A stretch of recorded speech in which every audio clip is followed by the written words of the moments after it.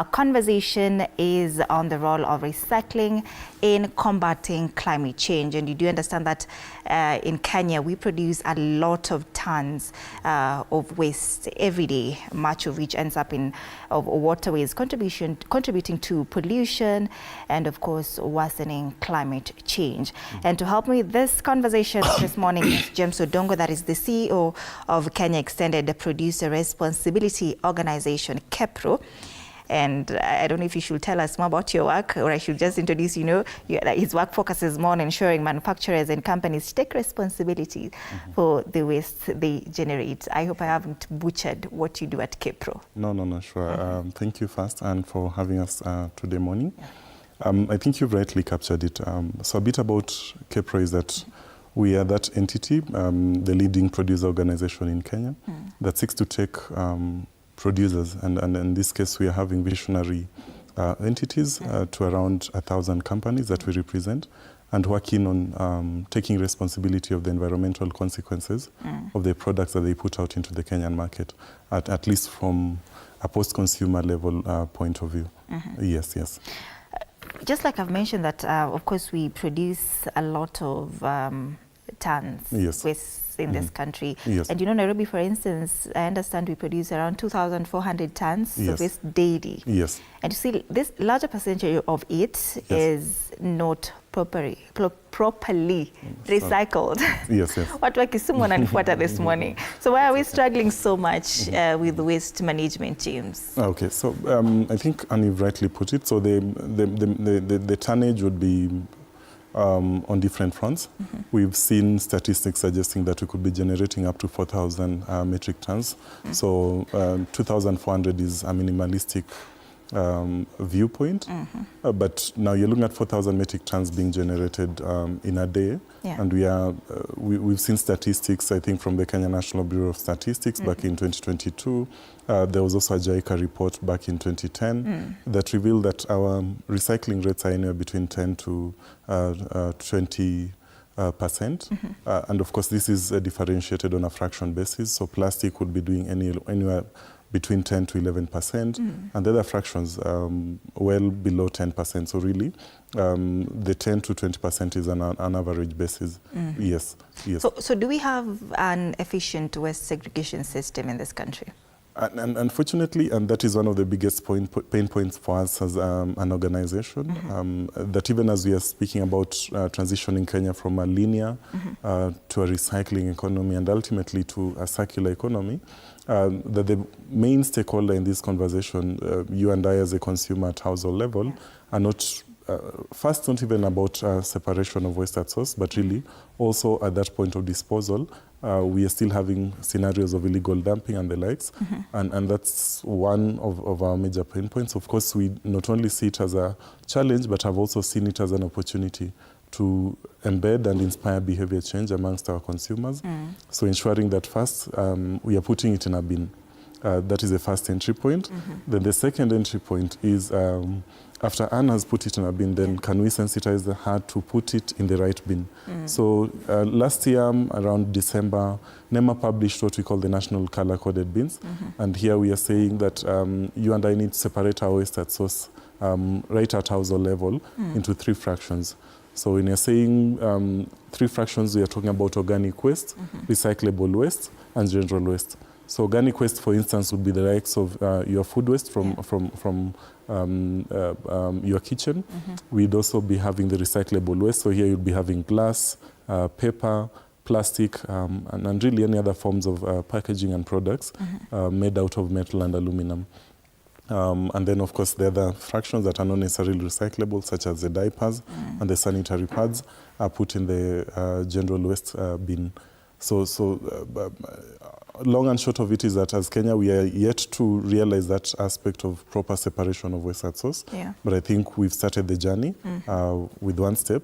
Of course, the ultimate goal is to realize that 1,000 step where we'll be having full separation of waste at source. We've seen it being done in other countries, where some countries are achieving up to 98% segregation efficiency. Yes. But when you're talking about we are not there yet, but you're getting there, on a scale of 1 to 10, how are we doing exactly, 10 being the highest? I'd put it at a 2. Ooh. Yes, unfortunately, and for good and understandable reasons. First, consumers in Kenya have for the longest time not known really what is the obligation as far as environmental stewardship is concerned, issues or matters, separation of waste and disposal. Half the time we've always seen it as a nuisance, and the easiest way I can get rid of it, that is the avenue I'll take. So Anne is driving along the highway. You have your PET bottle after consuming your water. You just throw it out of your moving vehicle. That, unfortunately, has been the business as usual scenario.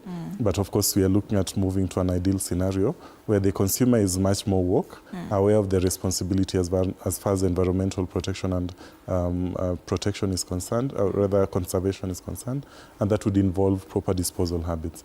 Yes. Two is the barest of the minimum that we can talk about. Yes. But now that brings me to this point. We should really just lay the ground clear on why recycling is important for the waste management of the country, and of course, how does it help in the fight against climate change? All right, so I think just to take you back to what I had earlier said, pre the industrial phase of our development, historical development globally, there was a lot of focus on making life bearable for the average consumers, and here trying to increase the middle and high-income classes, and ensuring they are conveniently consuming certain products. And so there was a lot of focus on drawing resources from the finite resources from the earth, make it into usable, consumable products, and then introduce it to the consumer. But at no point did we have any producer taking obligation at post-consumption. So once person X has bought this product, what do they do with it after they've consumed the content? And that is what we are calling the linear economy. So it was totally predictive, where we are saying production into wastage. And now the interim transitionary phase is what we are calling the recycling economy. And that sort of feeds into my response to your question as to really what is the importance of recycling in an economy. So first, besides reduction of a reliance on the finite resources from our earth, there's also that aspect of direct implication on the carbon emissions or CO2 emissions into the atmosphere. So we are talking about open burning of waste in landfills and the like. So we've seen research suggesting that not only are these fumes from burning of waste and even open dumping of waste dangerous to our health as individuals or human beings, but we've also seen that there's a lot of data suggesting that direct open burning of waste and open disposal of waste has a direct implication or contribution to the CO2 emissions into the atmosphere. So when you're talking about recycling, this is an immediate intervention to try and curb or minimize the level of pollution that we are doing onto as far as the Earth's surface is concerned. And so besides the aspect of environmental stewardship, environmental protection through direct recycling, then it also contributes directly to the creation of jobs. It's a whole economy in Kenya as far as we are concerned. As KEPRO, as we look at it, we've worked with around 12 recyclers since our inception back in 2021. And through that, we've seen thousands of jobs being created. So really, it's the in-between the linear economy that we are coming from in the industrial phase of development. And then after recycling, realizing full recycling, the ultimate goal is to get towards what you're calling the circular economy, where we'll be drawing very minimal resources as far as virgin materials are concerned for production, and very minimal waste is going into the environment, since we'll have entrenched all these principles of circularity when you're talking about repair, recycling, repurposing, and redesign, etc. So recycling is the in-between. Yes. When you're talking about now recycling being an option for job opportunities, or just a leeway for job opportunities for these many young people in the country, do we really have enough government incentives that are supporting the recycling businesses? Yes, by all standards, we've seen a lot of government interventions as far as not necessarily direct incentives, but even policy direct tax or financial incentives, but even from a regulatory and policy incentive point of view, there's been a lot of government focus and support to embed the principles of circularity and in that case encourage recycling. So starting from way back in 2017, after the ban of the single-use plastic carrier bags, I think there was a deliberate attempt by government to slow down on that harsh approach of banning and it said more of a stick and carrot approach, where we are saying even as we are minimizing the waste that producers are putting out into the market at post-consumption stage, but then what happens after reduction? And so there's been a lot of focus from a policy point of view. So in 2022, there was a Sustainable Waste Management Act, effectively entrenching the principles of circularity in Kenya's environmental journey, conservation journey. We also have a very forward-thinking and forward-looking policy approach that has recently been fully entrenched and now moving to mandatory first, which we are calling the extended producer responsibility, which essentially forms part and parcel of KEPRO's business model. And this is, in essence, to require that producers are taking both technical and financial resources. So when you're talking about financial resources, producers are now required to contribute to a kitty managed by KEPRO. And this kit is supposed to power up the recycling ecosystem in Kenya. So increase their capacities by way of supporting them, increase their feedstock, purchase relevant infrastructure and the likes. And then when you talk about the technical responsibility, for the longest time, producers were using products and packaging that are not necessarily recyclable. But now there is that legal obligation that even as you're designing a product, you must take cognizance of the fact that there is recycling at the end of it at post-consumption of these products. So there is that requirement for the producers to also now take responsibility at point of designing of the packaging or product to ensure that ultimately it can be recycled. So those are direct interventions from a policy and regulatory point of view.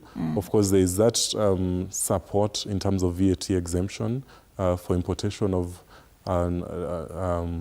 necessary infrastructure for recycling and the other materials or machinery that would be needed for one to set up a recycling business. Yes. You know, there has been this recent push for Kenya to become a global hub for plastic recycling. Sure. What's your take on that? I think it's a good step and sort of piggybacking on what I earlier mentioned about the policy approach of EPR. Kenya has been at the forefront and of course, besides other climate change interventions, speaking to something I'm a subject matter expert on, the extended producer responsibility is a policy approach that now requires that producers are taking responsibility for environment.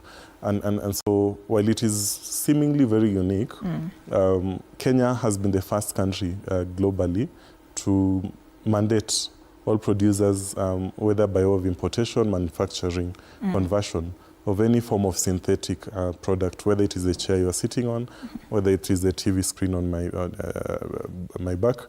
The idea is that anyone introducing a product in the Kenya market must take responsibility, environmental and financial responsibility for any consequences that may result from its use. So my take is that Kenya is ripe for that journey. I think being a country that hosts quite a number of significant environmental powerhouses in Kenya, where they're talking about UNEP and the likes, really I think we are ripe for that journey.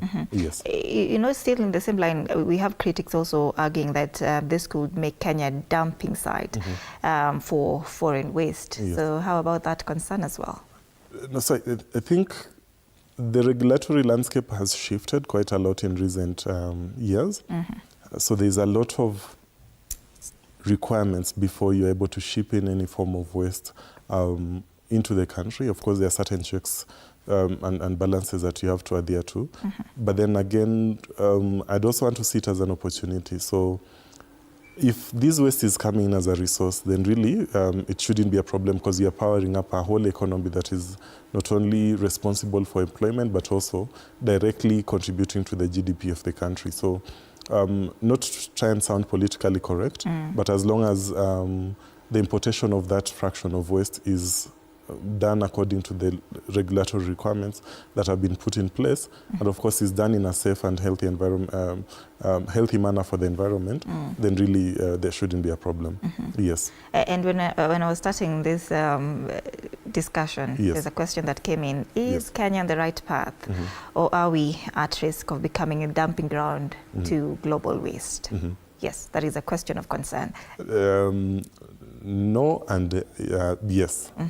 So no, in the context of really just what I've said, if waste is coming in as a resource, then and there are proper traceability mechanisms, it's done in a clean and healthy way for the environment, then I'd want to see it as a propeller to Kenya's economy, both from an employment creation and a direct GDP contribution. On the other hand, as far as the risks are concerned, there are certain elements, and these would be looking at the bit about our porous borders and maybe a challenge to the government entities, that systems are put in place that there is a traceability mechanism. So we are increasingly seeing certain forms of packaging and other products, whether electronic products, that are coming in without a local presence of the manufacturer or the distributor. So that puts into jeopardy the aspect of traceability from both from a regulatory and even from a environmental obligation point of view. So unless systems are put in place to ensure that all these products that are coming into the Kenyan market have proper traceability mechanisms, so that if this TV has been used and has now been dumped, there is a person that can be held accountable to ensure that this waste is removed from the environment and recycled or safely disposed to minimize its impact on the environment. Yes. You mentioned something about EPR, and that is the extended producer responsibility. Yes. And my question is it working? Is it taking shape? Is it fulfilling its mandate? Because I understand that KEPRO, you're one of the bodies helping to implement these regulations. Yes, yes. Is it really fulfilling its mandate, which is placing responsibility on manufacturers and imports to manage the entire lifestyle of their products, including those post-consumer waste? So is it doing what it needs to do? Yes, yes. So we started operations back in 2021, and this was a culmination of different activities, both boardroom and offline interventions, after the ban of the single-use plastic carrier bags back in 2017. And so visionary businesses and manufacturers within the country saw it fit to take it upon themselves, because the problem is not necessarily the post-consumer, the packaging or product that is being put in the shelf for the market. The problem is the management of the post-consumer waste resulting from these products. So after a lot of research and intensive lobbying, the government and private sector agreed that the most appropriate way would be to hold producers accountable for the environmental, or rather the life cycle of the product. So from 2021 to date, we have been in a journey of experiential learning. So we started as a voluntary scheme, moved into a semi-voluntary scheme after the gazettement of the Sustainable Waste Management Act, and of course the resultant EPR regulations. To the extent that we are currently managing compliance solution for around 1,000 companies in the country, then that should already show you that there is buy-in from private sector, and to the extent that it is actually working, I think to date as a producer responsibility organization, we've directly been able to intervene and ensure that more than 60,000 metric tons of waste has been diverted from landfill and has been recycled and repurposed for much more meaningful use. In terms of direct contribution to the GDP and the economy, last year alone we created over 1,000 jobs directly. And through the EPR fees paid to us by the members, we've also been able to directly disburse over 200 million Kenya shillings since our inception to date. Now, that was in a voluntary ecosystem. So you can imagine that beginning of May, when the government is now going to be enforcing the law to ensure that there's that mandatory compliance, I more than believe that the impact would double within less than 2 years. Yes. I want us to connect that now to, of course, climate change. Yes, yes. Break it down for us how this improper waste disposals now contributes to global warming. Okay, sure. So I won't delve into the verbatim or the specifics of the data, but as I had earlier alluded to, so we have the Dandoras and the other illegal dump sites and the likes, and open burning of waste has also been normalized in the country within those facilities. So that in itself, apart from creating some sort of a heat island effect, so generation of excessive heat in the burning of those sites, there's also the bit about air pollution. So the wastes emanating, or rather the smell emanating from that. I mean, have you been to Dandora before? No. So clearly we need to task you, maybe engage with Paul to have you visit that site, so that you'll have an appreciation of really, from a layman's point of view, how that smell from the site is a direct contribution to air pollution. Yeah. And of course, I'm not necessarily a subject matter expert as far as CO2 emissions are concerned, but there's been a lot of research that shows direct contribution of open dumping and open burning of waste to systemic climate change issues and more specifically global warming. Yes. All right. Let's take a very short break at this point. We're coming back with this conversation on the role of recycling in combating climate change with James Odongo, that is the CEO, Kenya Extended Producer Responsibility Organization, KEPRO. Stay with us.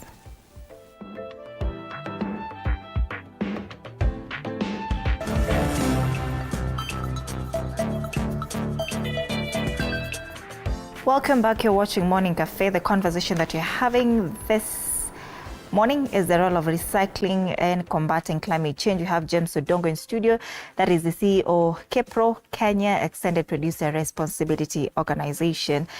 And of course, James, before we went on that very short break, we were talking about global warming and how improper waste disposal contributes to that. But you know, reducing emission is very urgent in Kenya at a time where climate change is already leading to droughts, floods. So what impact can really just large-scale recycling have on reducing Kenya's carbon footprint? Yes. So I think, and going back to the statistics that I referred to, so if you're looking at 3,000 metric tons of waste being generated per day, and only a fraction, of, say 300 tons, an equivalent of 10%, being recycled in the country, then that should tell you that we're at a point of concern. We've seen a lot of interventions, and just to help you have a pictorial understanding of what is helping in terms of recycling. We started as a producer responsibility organization focusing on the bread bags for collection and conversion. And for you to be able to collect 1 kg of the bread bags, you need to collect around 200 pieces. So 200, any time 200 households are having bread, that's when we'll be able to cumulatively collect around 1 kg of the bread bags. And so these multiplied by the number of households in the country would give you a pictorial understanding of what would be the environmental impact of these bread bags if they were to be left out in the environment without recycling. So there's that direct contribution. I mean, if we have done a paltry 60,000 metric tons, and within one county you're generating anywhere between 3,000 to 4,000 metric tons, multiply that on average 1,000 metric tons per day for each county, 47 counties, 47,000 metric tons per day. That should tell you that a lot more recycling needs to be done. And yes, recycling has a direct impact on reduction of the environmental consequences of the post-consumer waste. Yes. All right. I want to take you back to what you were talking about EPR, that is Extended Producer Responsibility. And of course, this is a step forward towards responsible waste management. But what are some of the challenges that companies are facing in terms of just complying with these regulations that are there in regards to EPR? Okay, thank you. And so quickly, EPR is still a relatively new concept. In Kenya, this came into place in around 2021, of course, on a voluntary basis. Globally and even in Africa, I think in Africa, we are seeing only South Africa has it embedded into law as a mandatory requirement for businesses. So now in terms of challenges and the aspect of compliance, one major challenge for us is that producers, manufacturers, and converters in the country are dealing with significant macro and microeconomic challenges. And so any other additional costs as far as compliance is concerned is ordinarily seen as a nuisance. And so majority would comply for the sake of it. To the extent that this is still seen as a financial inconvenience for businesses, then there's only so much we can be able to achieve. The other challenge we are facing is that, and this is speaking from a producer point of view, is that the legislative aspect of EPR has not been so clear. Initially, we had the Act, and then there was a window of around 2 years before the regulations were gazetted. So the regulations were gazetted in 2024, November. And so from May, we are going to be moving towards a more mandatory. Right now, we're in a transitionary phase. So after gazettement of a regulation, you need 6 months before you start enforcement. So from May 4th, we expect that NEMA will start enforcement. But we are noticing that there's also that lack or absence of awareness amongst the would-be responsible or affected producers and manufacturers. So that aspect of awareness is also another challenge I see. The interpretation of the law from a regulatory standpoint is also another challenge. So in the new regulations that were gazetted, we saw that there was an introduction of what we are calling the importation levy. And while producers would not necessarily have a problem with this levy being levied upon them, the interpretation or the ambiguity of the clause that introduces this fee has been a point of contention. So the law says that at point of import or point of entry, products will be subjected to Kenya shillings 150 per item. So the per item clause is quite confusing because we don't know whether it's on a batch basis or on a product-specific basis at an SKU point. And this would mean that the pen you're holding would have an additional levy of 150 shillings in addition to other fees and taxes. So that would also mean the consumables would be out of reach for the ordinary mwananchi, and that has also been a point of concern. So for majority of the producers, the fact that it is hitting their profit and loss statement means that this is a burden that they'd rather avoid them, but we're incrementally now trying to sensitize them and making them aware that moving towards more circular business models, including compliance on EPR, is just but only one way of future-proofing your business. Because the reality is, if you're not taking action as a private sector entity, then the government, by all means, will resort to the language they best know of banning packaging and other products that they would deem stubborn to the environment. Yes. Anyway, but will they be banning these things forever and ever? Something needs to be done. Yes. And that's why EPR is coming as a solution, where we are saying instead of banning, then let's manage the consequences of these products. Yes. All right. Now, looking ahead, what does the future of recycling look like in the country as we wind up? Sure. So I think, and today is quite monumental because it's literally the World Recycling Day, first celebrated in 2018. When you're talking about the future, I think it's only but luminous to the extent that we are seeing a new and very woke generation of consumers that is now increasingly becoming inquisitive or notice their role as far as proper disposal of waste is concerned. And that has necessitated a conversation for the recyclers to increase their capacities as far as recycling is concerned, because now they are hopeful that much more waste that is cleaner, segregated, and of quality in nature would be coming to their facility as feedstock. And so we believe that the recycling economy is going to definitely expand. Yes, especially with now the implementation and mandatory enforcement of EPR legislation in the country. Yes. James, maybe now in your final remarks, you could talk to us about, you were telling me about a tour that you have called the Taka Taka Tour. Sure. Talk to us about that. So this is just something we put together in commemoration or celebration of the World Recycling Day. And we are bringing members of the public, producers, and every other person who would be interested in trying to understand the circular journey of packaging and related products in Kenya, to have a first-person viewpoint of what is going on. So the attendees will be visiting Dandora, just to understand really, when I don't properly dispose of my waste, where does it end up in? They'd also be visiting a few sites managed by the recyclers we've contracted, for them to also have an appreciation of what happens if I do the right thing as far as disposal, separation of waste at source is concerned. Yes, yes. Final parting shots. Sure. Now, this is not just a general opinion to this. Yes. Is recycling the game changer to ending climate change? Not necessarily a game changer, but a contributor to a multiplicity of other interventions. So in its independence, from an independent viewpoint in terms of recycling, yes, it's a game changer, but it's also a contributor to a systemic intervention that would be required, of course, based on other interventions in other sectors. Yeah, I see recycling as a game changer. All right. Yes. That was James Odongo, CEO, Kenya Extended Producer Responsibility Organization, KEPRO. Thank you so much, James, for making time for us to have this conversation on the role of recycling in combating climate change. We hope that Kenyans are going to make recycling a culture. That is what you stand for in KEPRO? Definitely, and properly disposing of your waste. Absolutely.